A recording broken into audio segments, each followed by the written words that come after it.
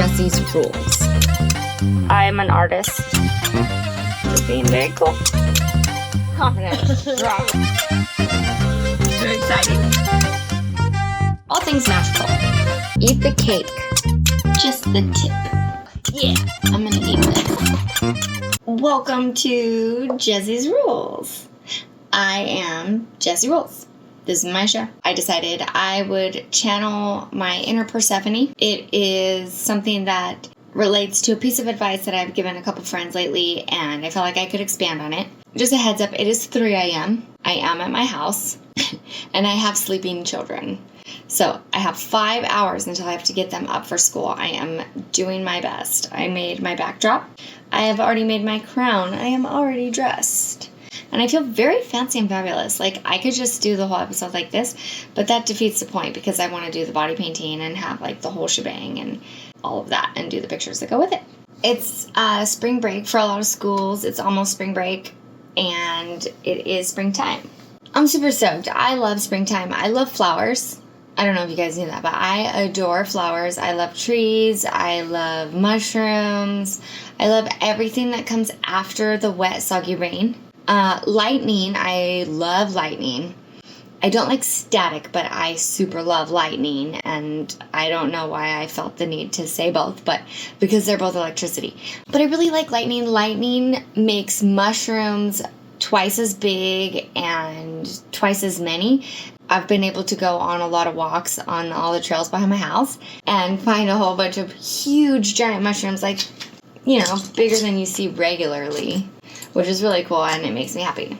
In my last episode, I mentioned taking Maureen and Jen on a walk, which was technically really a hike in Maureen's eyes. Maureen is my friend who always wears slides. She only wears shoes if you tell her to, or I think if she's going to work. Probably. But I don't consider them hikes, I consider them walks. And ooh, I'm going to take off my crown so I don't jiggle it off and fuck it up. I do not consider long walks on or off of trails hikes, because there's all those jokes where if you say you like hiking, then they'll try to take you backpacking on a mountain. So you just have to say you like long walks in the mountains. Well, I like long walks in the mountains. I don't want to wear the backpack. I don't want to, carry my tent. I will. I gotta, but that's got to be like the planned adventure and all that. So what was I talking about? Like literally 5 seconds ago. I don't know. But Persephone is the goddess of spring and queen of the underworld.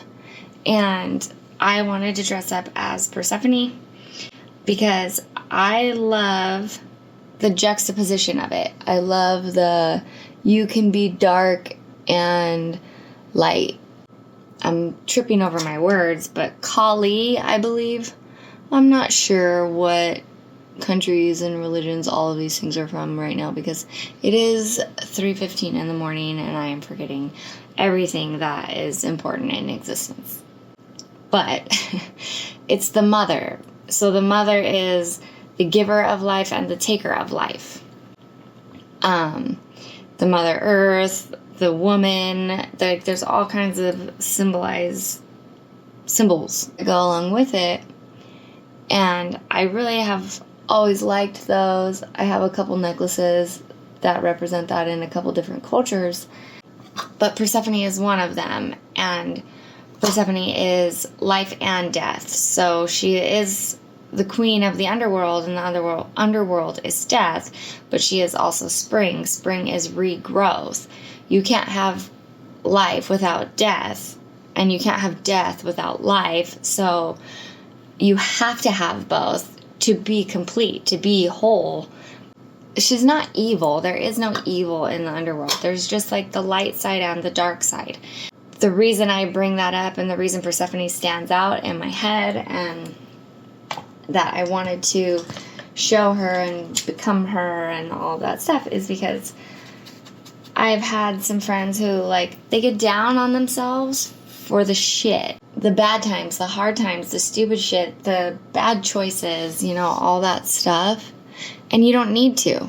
Because without all that bad stuff, would you have grown into a better person could you have become who you are now if you didn't do the stupid stuff? Because all these people saying these things and being hard on themselves are people that I love. They're people that I like. They're people that I think are good people. I think they're good people, and then they tell me, yes, but oh, I've done some bad things. This is where it gets important to me.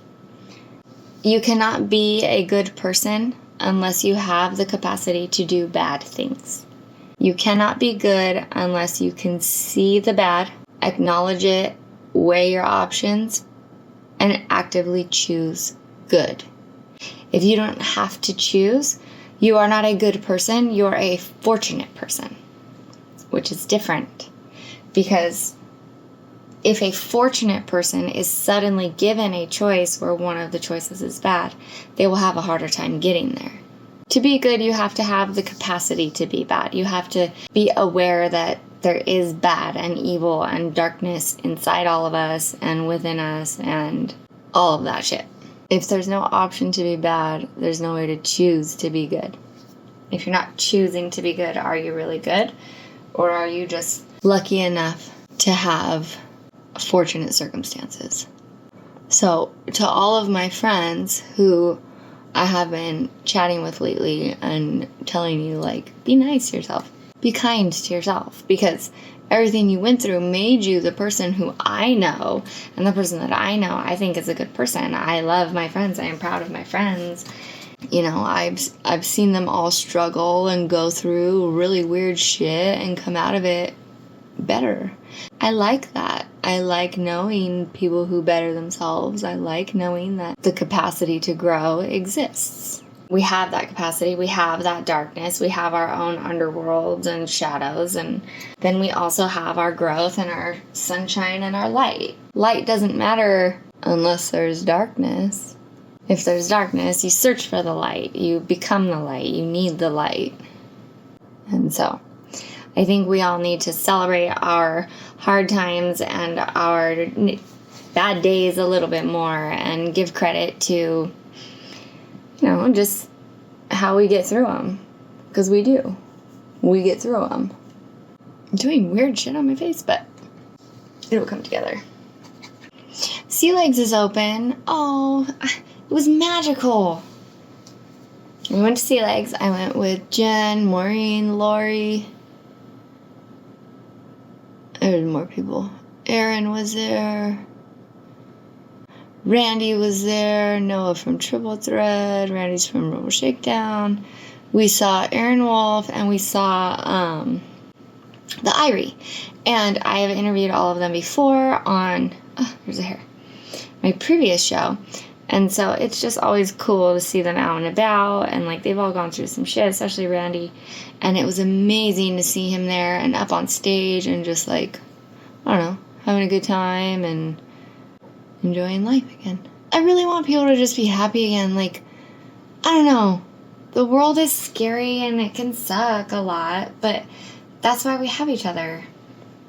That's why we have each other. That's why we have the light. That's why we have springtime. Everybody gets all down and like hard on themselves in the winter and seasonal depression and all that stuff, but it's springtime.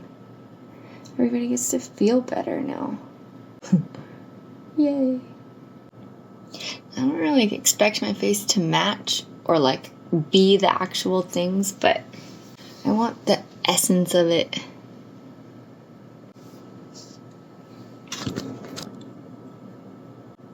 Okay, so what else?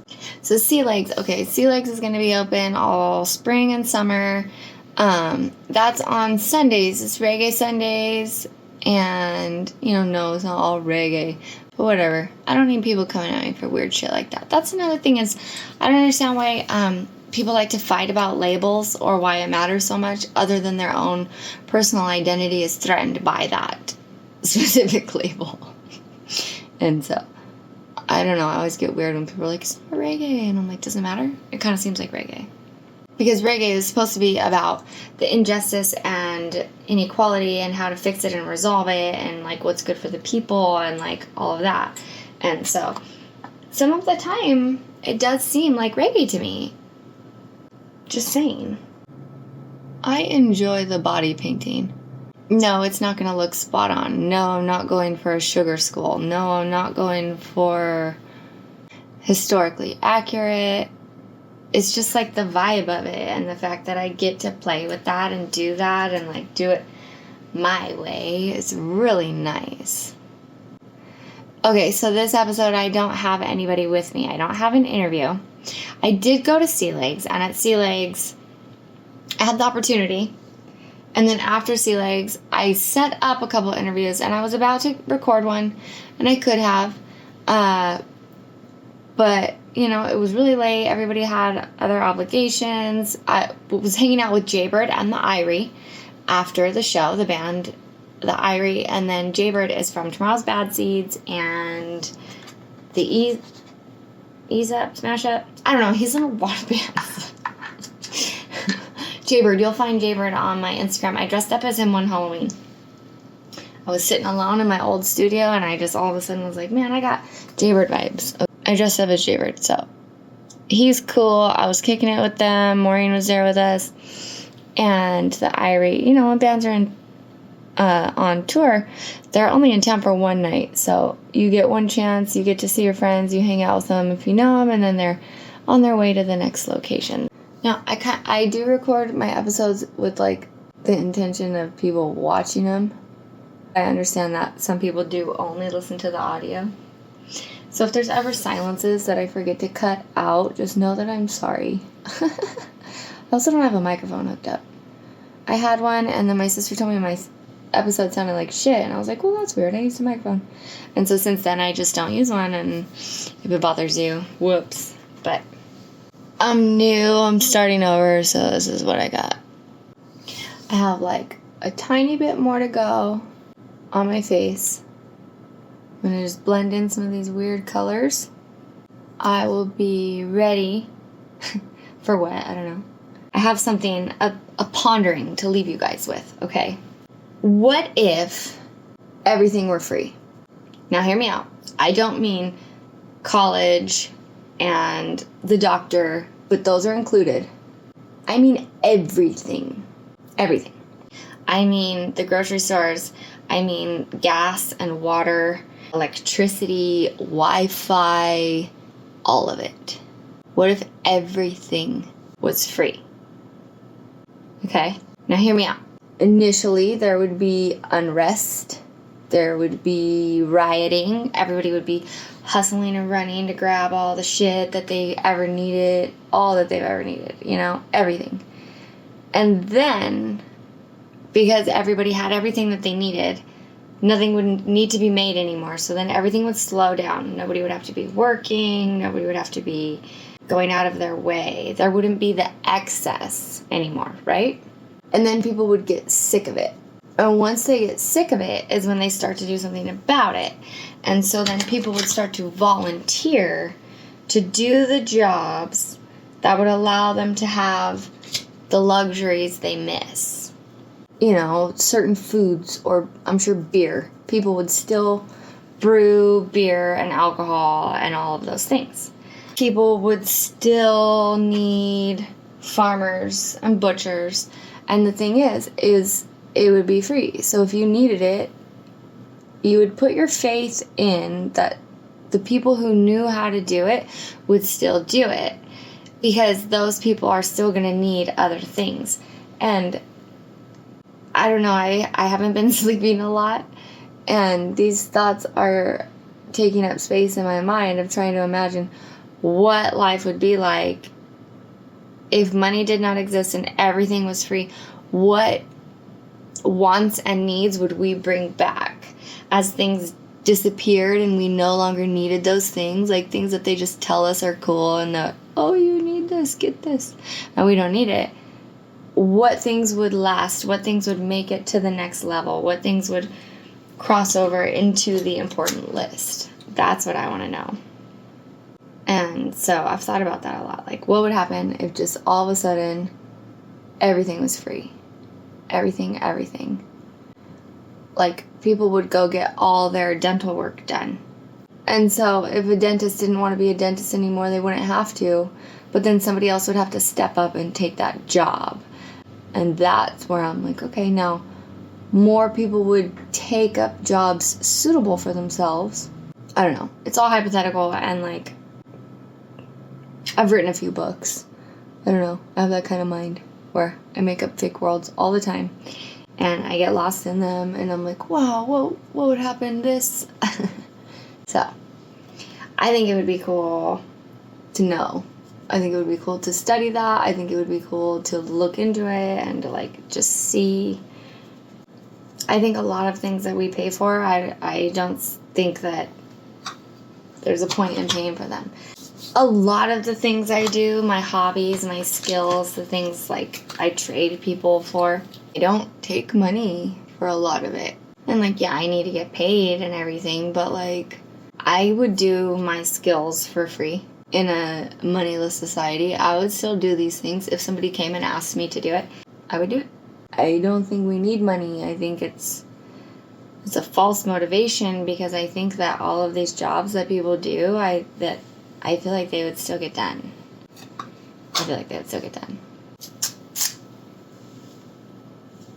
So, I don't think I mentioned this yet, but dogs, I did mention this on TikTok. If you don't follow me on TikTok, you should, or you could just not, because I'll probably like just repeat everything here anyways. But I saw a video about a guy who had hallucinations on TikTok. Oh, fuck.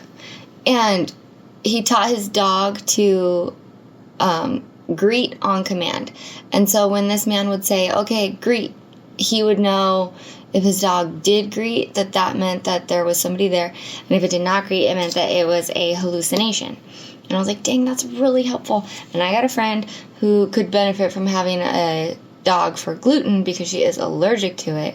And people don't think that these allergies are real, but they are. Like, I need to know what's in the food I eat. And most of the time I don't. And I accidentally eat it all the time. It makes me horribly sick. My face is all puffy. My friend could use a dog, and it would alert her, and she would go, oh my god, it's so cute. I can't eat this, even though it's so cute. It's deadly. And then she would go, oh, it's so cute. I better not eat this because it has gluten now. And that made me think, you could train a dog to alert you for anything. You can train a dog to alert for anything. For somebody ate eggs for breakfast, or somebody farted, or anytime somebody says, like, the word fuck, which your dog would be alerting a lot in my house. And so I was thinking, if you had a dozen dogs, or like 101 Dalmatians, you could teach each dog to alert for a different thing. And then there's the game 20 questions, where I thought it was 12, but I'm pretty sure it's 20, where within 12 to 20 questions, you can pretty much figure anything out about a person with like this series of questions. So if you trained each dog to alert the answer to each one of these specific questions, and like be able to like just know from sniffing people, because that's the point of training them, is like dogs can smell cancer, dogs can smell this, they can smell that. So if it was cavities, or if it was that, or sugar, or coffee, or whatever, like you decide what the questions are and how you're going to tell if the people are telling the truth or not, and then you train the dogs. And then you could just have like 20 dogs, and then basically be like a puppy psychic, where you use dogs to be a psychic. What do you think? I think it's a great idea, and someone should try it. I'm not going to try it. I can't afford that many dogs, but if somebody wanted to like sponsor the idea, maybe I would. But my dog, he jumps off the roof, so like I'm not the best dog trainer. His Pyrenees, they're like that sometimes. Oh. Ooh, I feel fancy. Blinded butterfly. Did you hear? I have ADD, can you tell? The last thing I would like to show you or tell you about this episode is the Banana Loca. It is this wonderful invention. I have just discussed this on the internet before, but this seems like an appropriate time. It is a banana stuffer. And if you never had a stuffed banana, you should. Before we begin, we have to make sure we have all of the pieces ready. Okay. Now that I got this nice and crunchy, let's jab a banana. Set that to the side. Get your banana.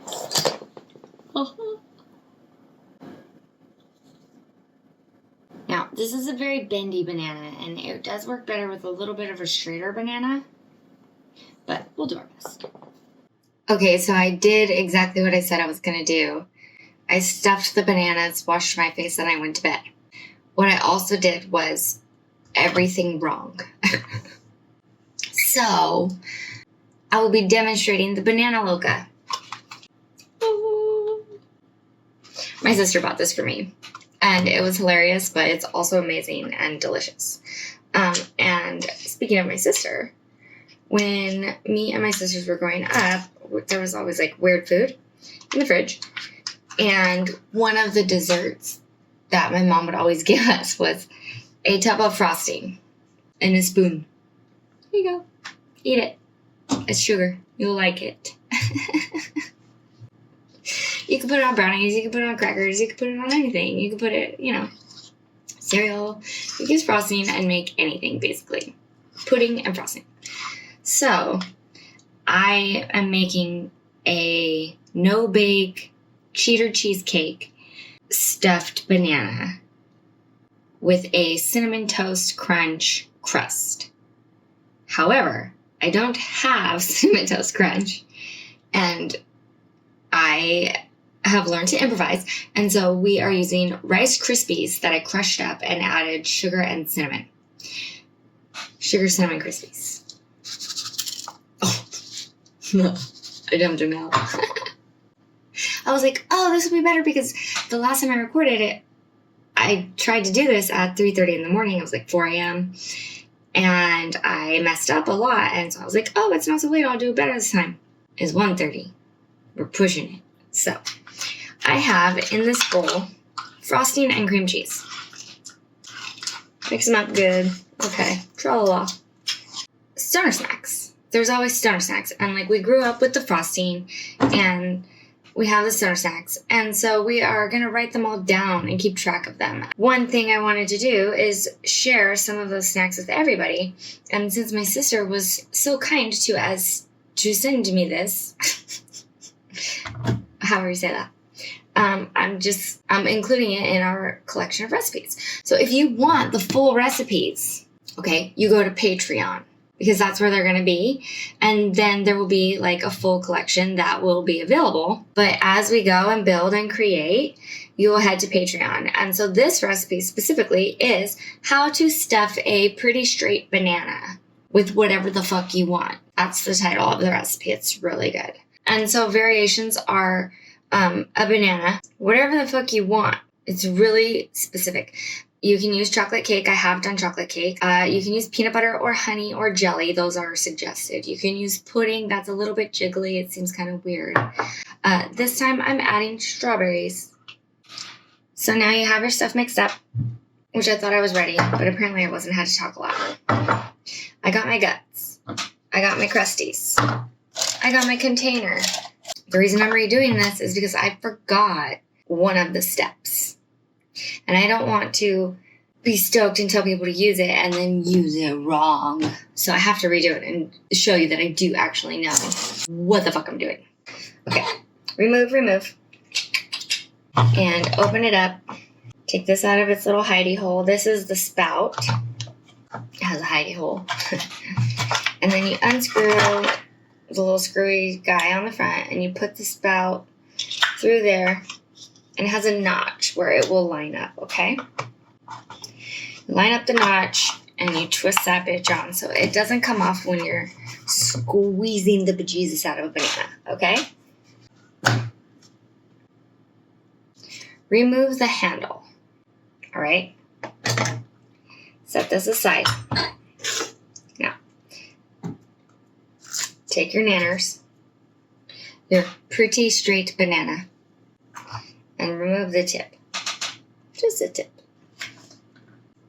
Okay? And you're going to leave the peel on. Now, this is the part. It's important. Put it in there. Okay? It holds your banana. Wha-bam! This is important. I was just going all willy-nilly at it. I wasted 2 bananas jabbing this thing the other night because I was so tired and clueless. You take your jabber-do and you stick it in the hole and you go very gently. Not too fast, not too hard. I don't want it to come out through the peel, and so I can feel it, so I'm going to stop. Now, this is important too. Cover the hole, because if I do read the memos, then you pull it out. Take your stabber.